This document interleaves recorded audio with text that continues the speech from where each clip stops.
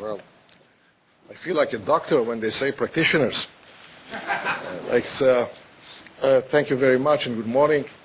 I must admit that I am a replacement, actually, to my head of the agency, who is now abroad. And just this week I came back from Africa, so we are in transition all the time to make sure that we do something in the world. I don't know how many of you have ever heard about MASHAV, but normally I used to joke about it. MASHAV is the best kept secret in Israel. It's a kind of secret agency. That's why we are called agency, development agency. Indeed, most Israelis, actually even the media, hardly knows anything about this organization. For those who don't know, we are 54 years old, one of the first international development agency in the world. It was established by no less than David Ben-Gurion and Golda Meir, who, as a founding fathers, they thought that Israel has to share its nation-building experience with especially Africa at that time and Latin America. So we flooded the world with kibbutzniks and moshavniks, for those who know those terms, and they really did an extremely interesting job. Not effective job, but extremely interesting job. When I say not effective, well, some people know that. I see some familiar faces around, so I know they know what I'm talking about. Under the term of Middle Eastern phrase, you know that I know that you know that I know. Now that's something that, oh my God, we have official dignitaries here, so we have to be careful. But MASHAV indeed is something unique in this particular setup of Israel's foreign service. And over the past 54 years, we were really fortunate to cover the world with almost 250,000 trainees in Israel. So today, wherever I go, and actually I just came back from Kenya and Rwanda, I knock on a door, especially in agriculture. Hi, I was in Israel so-and-so years ago. And that's nice. This is a very heartwarming, experience, because it's kind of, ambassadors of goodwill, and there is an immediate communication. And by and large, this 250,000 people who made a difference in their countries. And every year, in the last 10 years, especially after the budget cuts, and Aliza is one of those who was trying to help us, to increase the volume of the budget, to convince everybody in the government it's a worthwhile effort. I'm not so sure how successful you are. Read the newspaper this morning, you are going to see headlines, cutting. But indeed, we are not a heavily budgeted organization. What is unique about this organization is that we are a capacity building organization. We are not investing in development in money, in ODA as it is, but rather in the capacity building, which means the technical assistance and humanitarian assistance.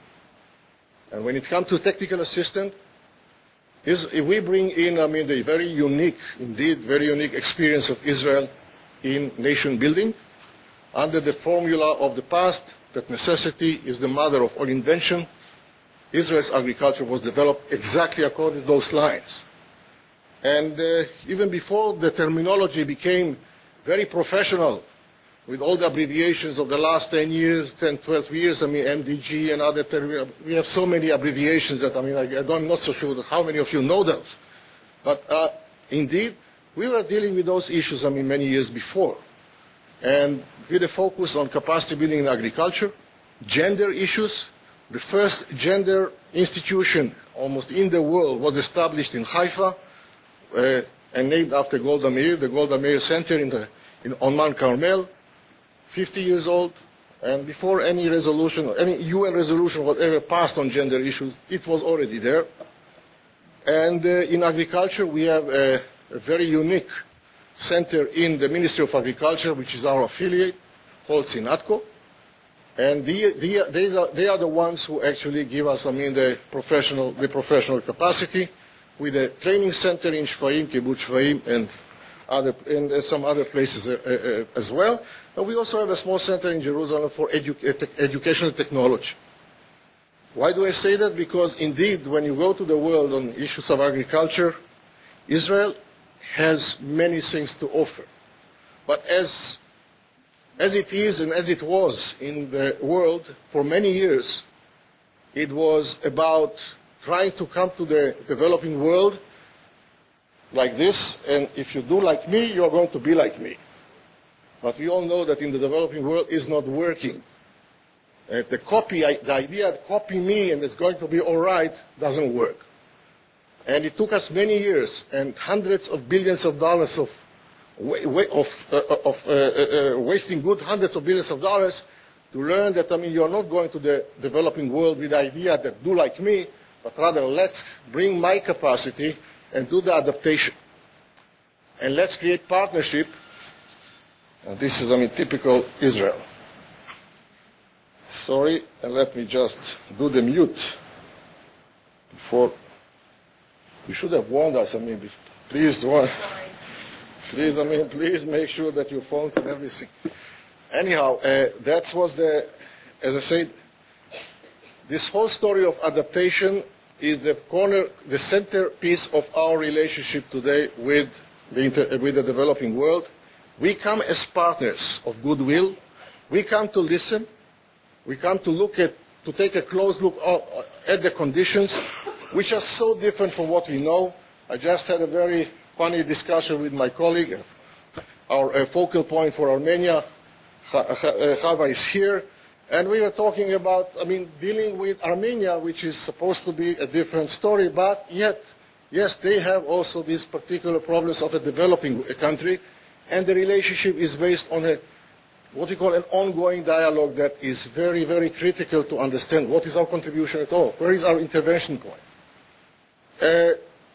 Israel, in terms of agriculture, indeed brought in, technologies which in many ways is for the higher end user.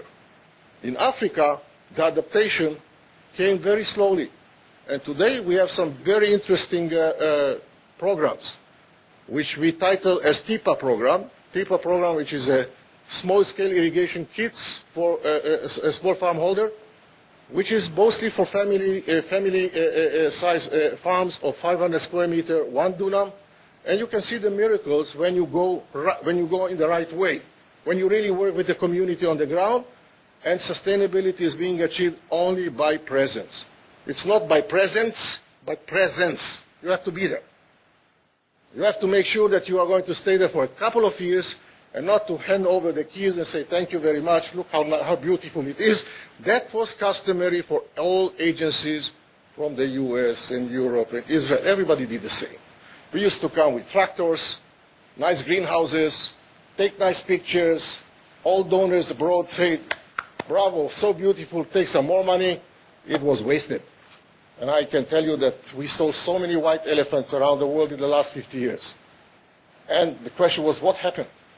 Because there was never the adaptation to make sure that the local person who makes $1 a day, and sometimes he's illiterate, has no access to information, and needs really guiding.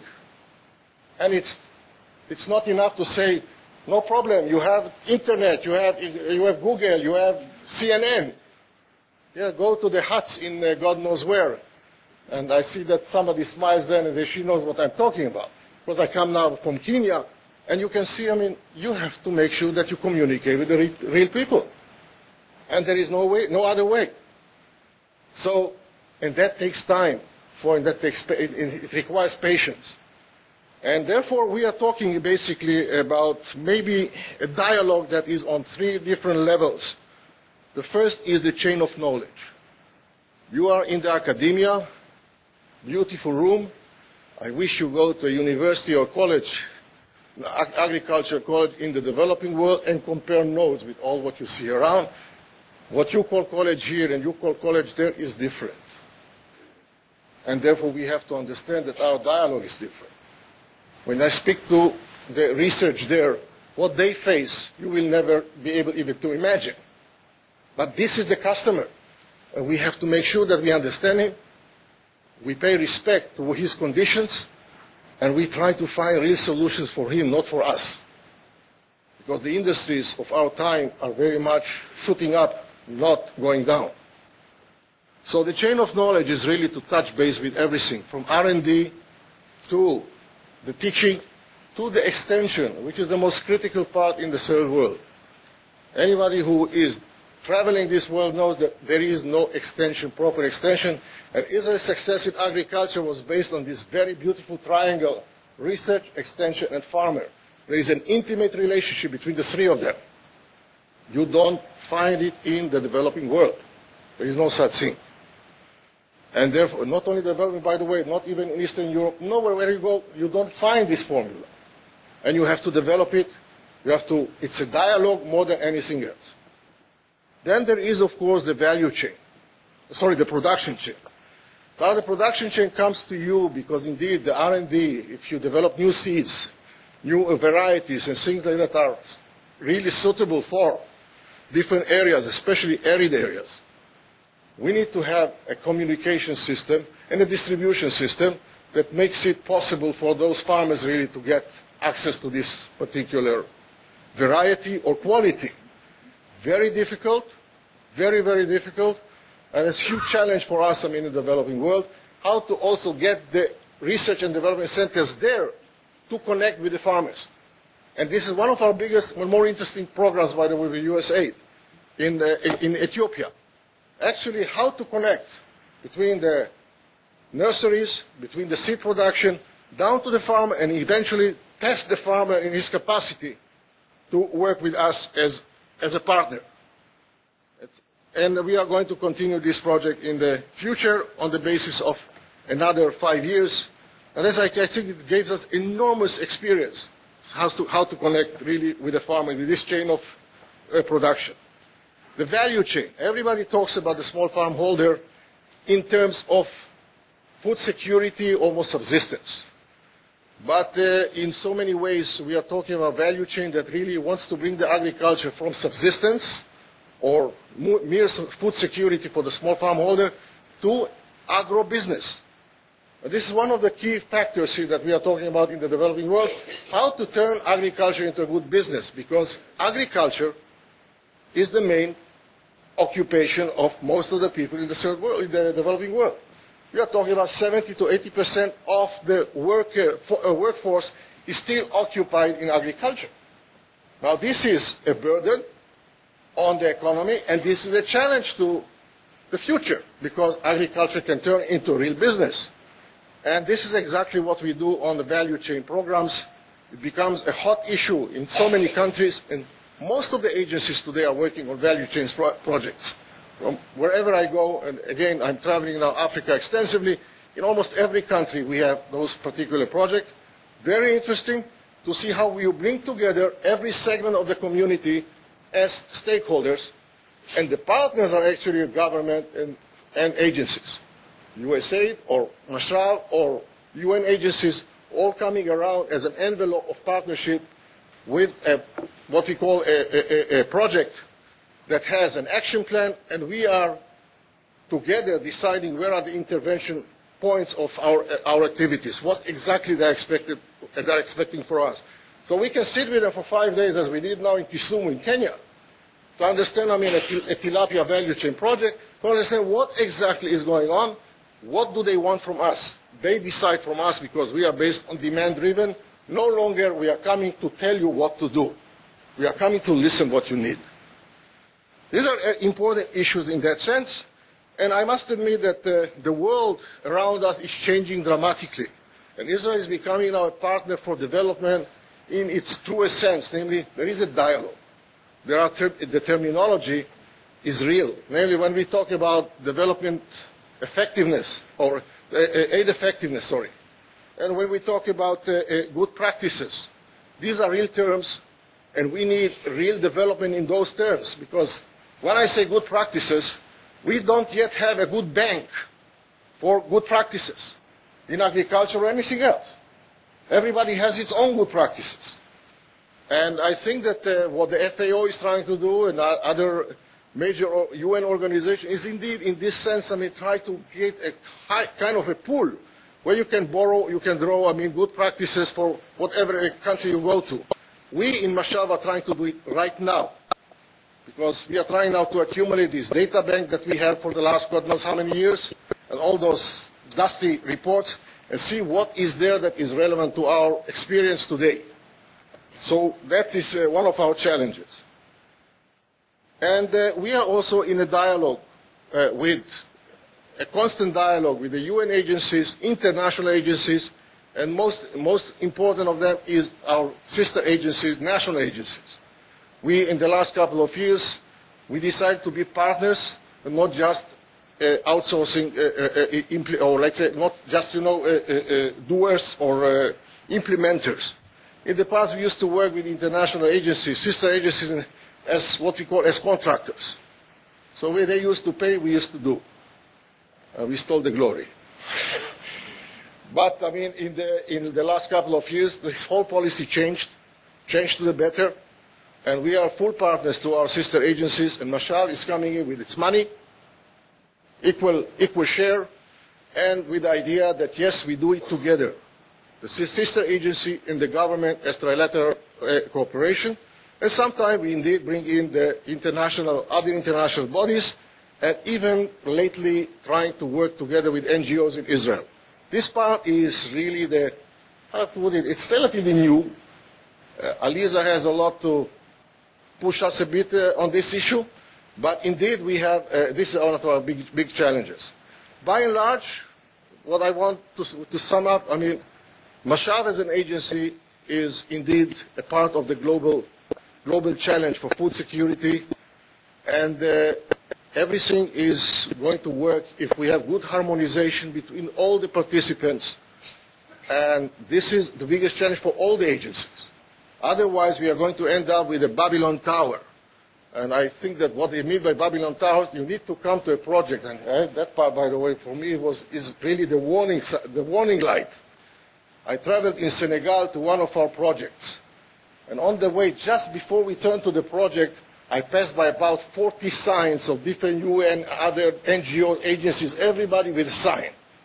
And everybody contributed by. I say this is a Babylon Tower. Because this region is getting 40 different languages to speak with. And nobody has harmonization there. So I think this is one of the challenges of our international community, to make sure that we speak a common language, we consult the local people, and we work with them closely, because after all, it's being done for them, not for us. Thank you very much.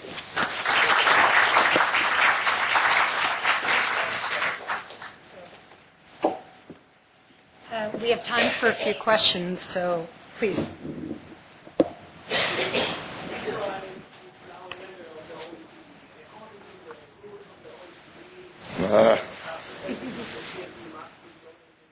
Ask her.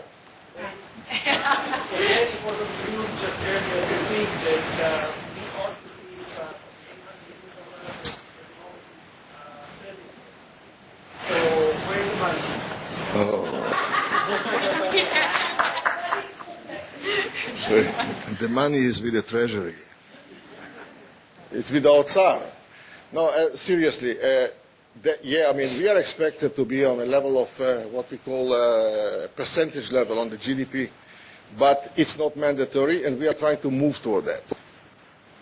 By the way, we were once much better than today, and as a result of budget cuts, we are even lower than before. So I can tell you, I mean, the good news is that our superiors, let's say political and others, do recognize the need to increase Israel's volume of participation, not just because of the OECD, but rather because this is an interest of Israel. Because development is a strategic aspect in any what you call foreign policy. Everybody, just if you look at the US policy and you count the 3 Ds, I mean development and the defense and the diplomacy, everybody has its, I mean, one of the cornerstones is really development. So it's an Israeli interest before everything else, before the commitment to the OECD. I'm not so sure, based on the headlines today about cuts here, cuts there, 1 billion there, how is that going to unfold, but we are really pushing toward that.